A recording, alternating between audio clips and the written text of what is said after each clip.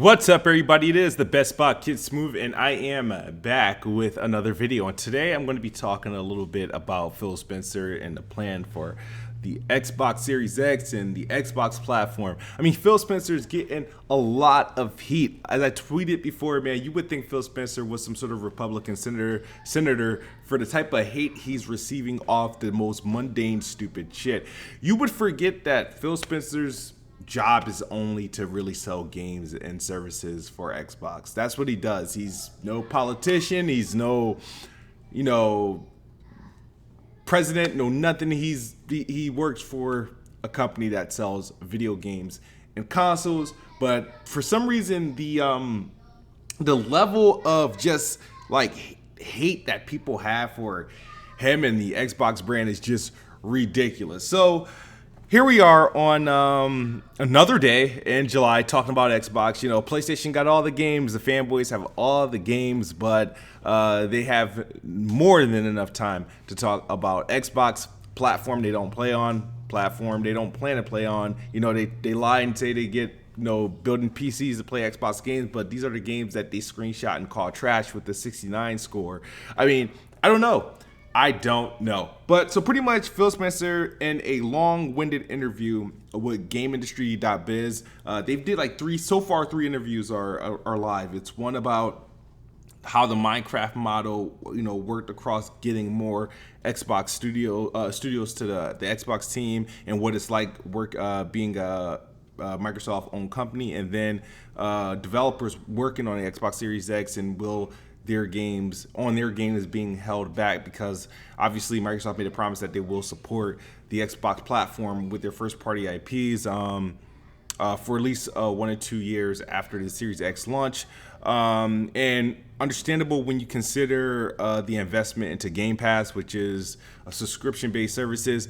About 80% of the users on Game Pass are on an Xbox One and PC. So PCs don't really have to worry about moving their stuff over, but console owners moving to the next generation console, that's a transition. So you can see business wise, you can see why it makes sense, but in the mind of a fanboy or a neutral or PlayStation guys, they kind of have like this volatile. It's like this is a situation where it's looked at as, oh, this is bad and this is bad, this is bad, right? Because everybody's an armchair dev, everybody's a armchair businessman with the best interests of Xbox in mind. So a lot of people that's giving you their advice on this are really Xbox haters. So again, Phil Spencer came out, and this is old news, but the interview is great. If you read the article from GameIndustry.biz, it's an entire, it's good.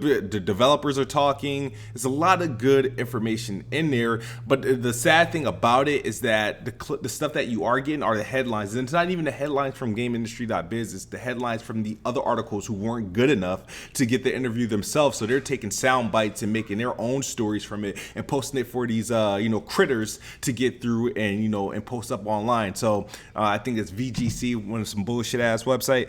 But so they're talking about their strategy, their plan. It's good to hear that all the Xbox first party studios are thriving under Xbox, under the acquisitions, and being able to make the games that they want to make, having that creative control, and they don't have to worry about pitching ideas, and they can just do it, and they got the trust of the Xbox team behind them, and they got the budget. They don't have to worry about budget constraints or any of that jazz, that bull crap that they would be dealing with being an independent studio. You got to beg EA, 2K, and Activision, can we do this? They'd be like, no, we want our game this way, and you got to build in microtransactions. Xbox ain't doing that with them. They're letting them build their game, and it is what it is, and they're happy. So nobody wants to shine light on that. They want to shine light on our games on Xbox Series X being playable on the Xbox One.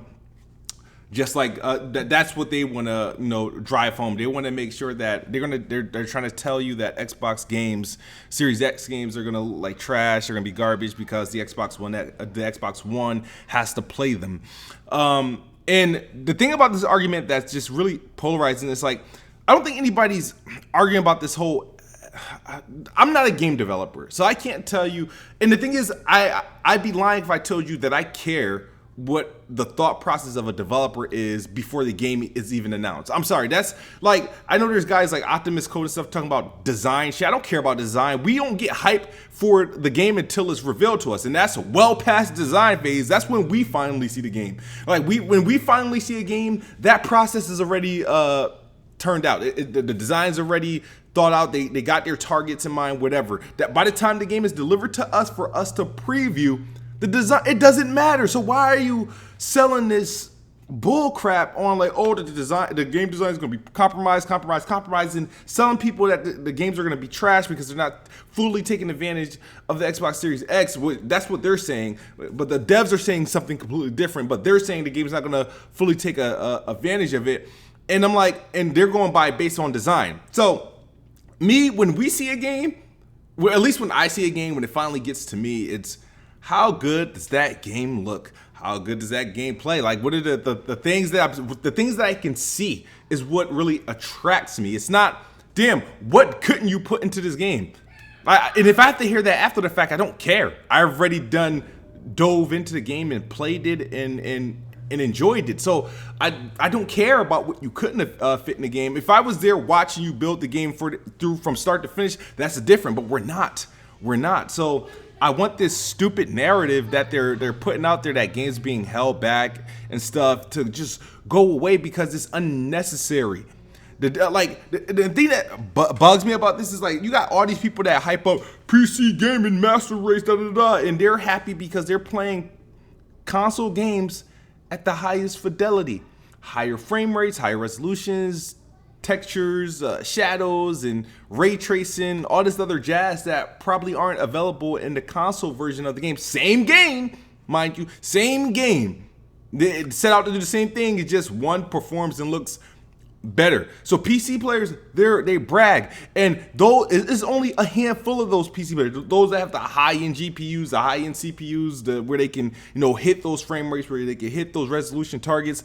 They have those expensive PCs to be able to boast and brag about that. Then you got people that's running around with 1050s and 1060s, as that has a so-so performance. Not bad. It's better than the consoles we currently got, but it's not as good as what somebody with a 2080 Ti is gonna produce. You know what I mean? So it's like there's a whole diverse set of PC gamers. Not every PC gamer, and there's data that supports this, are playing games at 4K 120 frames per second, ultra max settings. It's just not.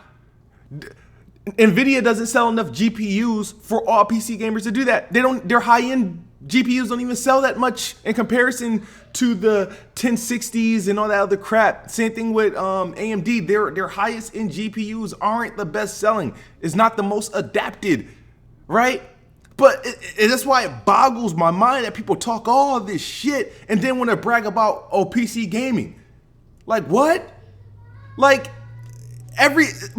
by this logic, every game is compromised. I mean, it has to be. Because every game that you guys are bragging about, your game of the years, are all console games and had to be designed around the OG Xbox One and base PlayStation 4. DDR, fucking 3? SRAM? Really? But now it's a big deal. Why? Because the Xbox is launching out the gate with the most powerful console that is challenging high-end PCs? Like, now we should care. Now we should care about the games they're going to be held back because they're coming out on Xbox. Red Dead Redemption 2 came out on the OG Xbox One. It's playable. Gears 5 is playable on the OG Xbox One. Like, I don't get it. Why can't it work on a PC and it's not an issue? Dudes got fucking potato build PCs showing, hey, my potato can do 60 frames per second. Your Xbox One from 2013 can't. They can build potato PCs for like $400 to play games, right? And it's fine. The same game that they're going to be hyping up, the Cyberpunks and all that other bullshit, the games that's coming out all this year, they're going to be able to play that on their cheap-ass PC along with the people that has the expensive-ass PCs. But somehow that can't work on that. Xbox literally has modeled their console like the PC. Their Xbox Series X, the design of the Xbox Series X, there's nothing the Xbox Series X shouldn't be able to do with its current design, right? Sure, the Xbox Series X is going to be able to do things the Xbox One can't.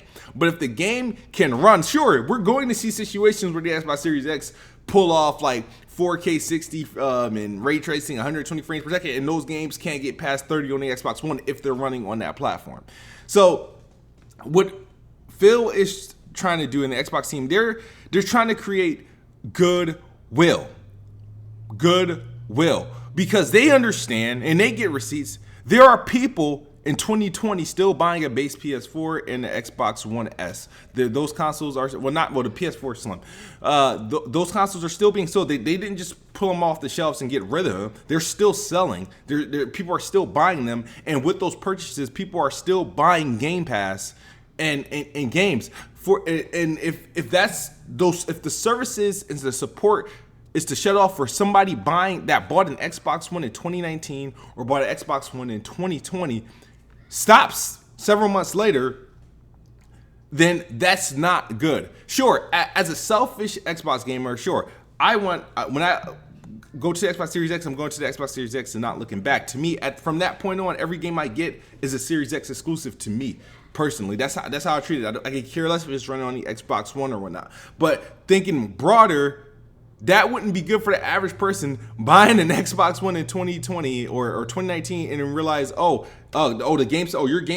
Game Pass shuts off at this point. You're just locked to these games. If the Xbox first party still got games coming, why not? Sure, eventually it'll happen. 2021, 2022, 2023. Is there a phase out period is going to go, and they will have the data showing how many people have converted from Xbox One to Xbox Lockhart or the Xbox Series X. That will happen.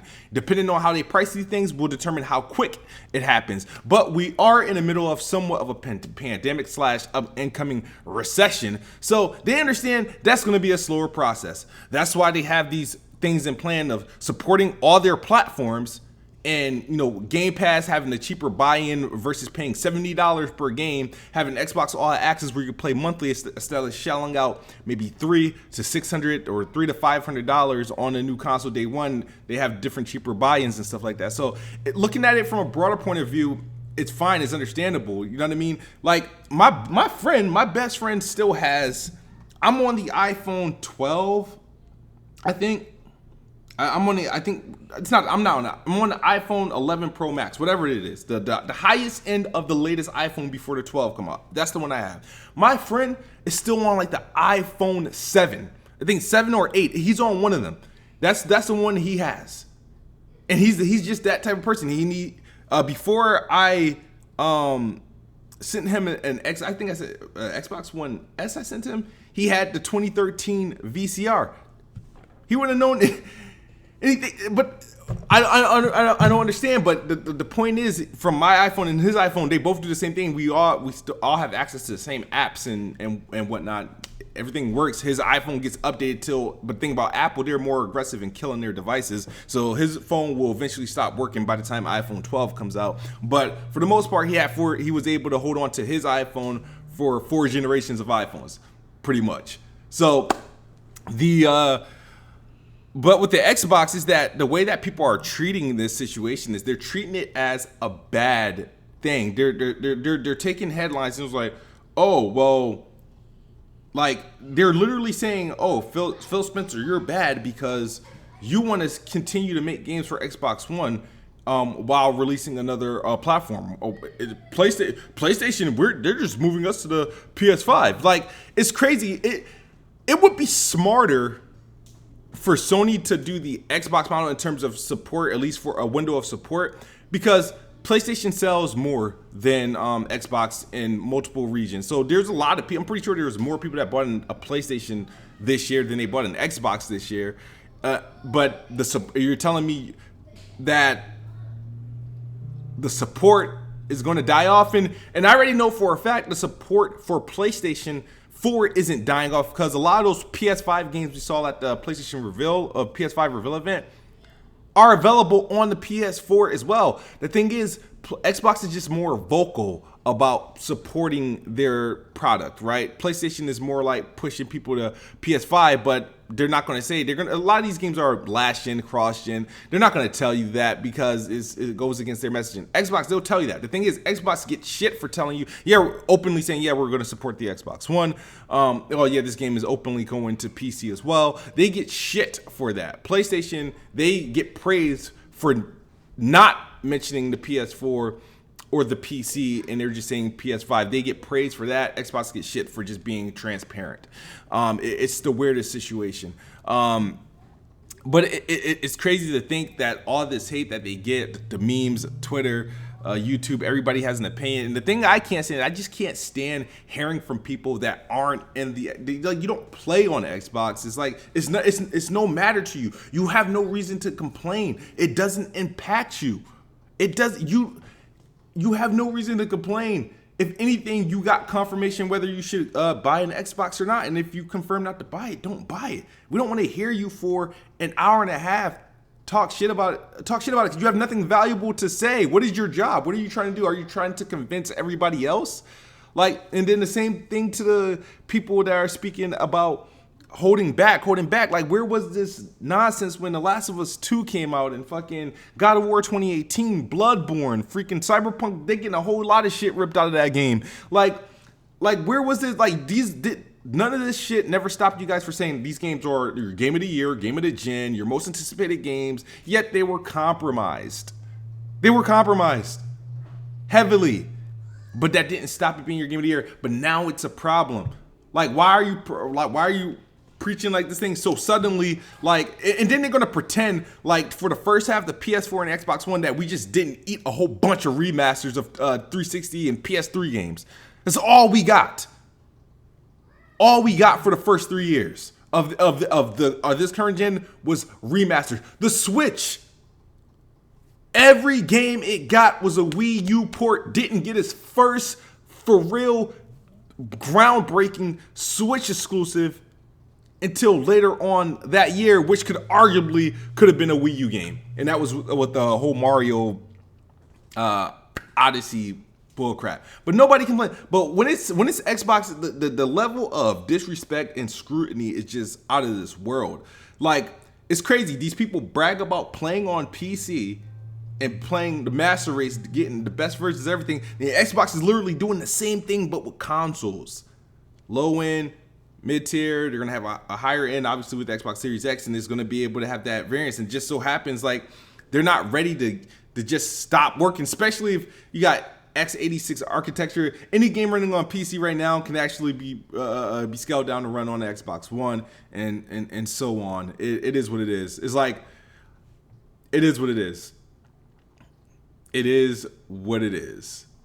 And I know it hurts you guys, but I just don't know what to say anymore. You guys are like fake gamers. You guys are stuck. You're stuck in a very sad, lonely place. And once I find what that is, I will do another video. But that's my rant for today. I know it turned out to be a little bit long, but I'm still getting the Xbox Series X day one. I don't care what platform Halo Infinite comes on, Xbox One, PC, whatever. I'm getting it on Xbox Series X. That's all that matters. I'm getting it on Xbox Series X. I'm getting this Xbox Series X day one, so you guys can keep flipping these Phil Spencer interviews and these articles and running with different messages and try to sell it as a bad thing. At the end of the day, I know as an Xbox customer, any event I ran into an issue where I couldn't buy an Xbox Series X day one, I know I'm not missing out on the games that they're launching this year and next year if I was to opt to stick with my Xbox One X. So that's one good thing. And then, but I know for sure the also guarantee is when I go to my Xbox Series X, I know a lot of things that I did purchase is just gonna come with me. My controllers, my headsets, my games. All right. So you guys can go ahead and, retweet Instagram likes and view counts and stuff like that. I'm still going to be anticipating the Xbox Series X. And after July 23rd, honestly, I don't want to hear nothing from none of you guys because it's going to be an awesome show. I don't want to hear anything. I don't want to hear you guys praising. I don't want to hear you guys, backtracking. I don't want to hear none of that bullshit because you guys are going to look like walking L's. Xbox is the best box and I am the best bot. Good night or good morning if you're on the other side of the globe. I'm out of here. Peace.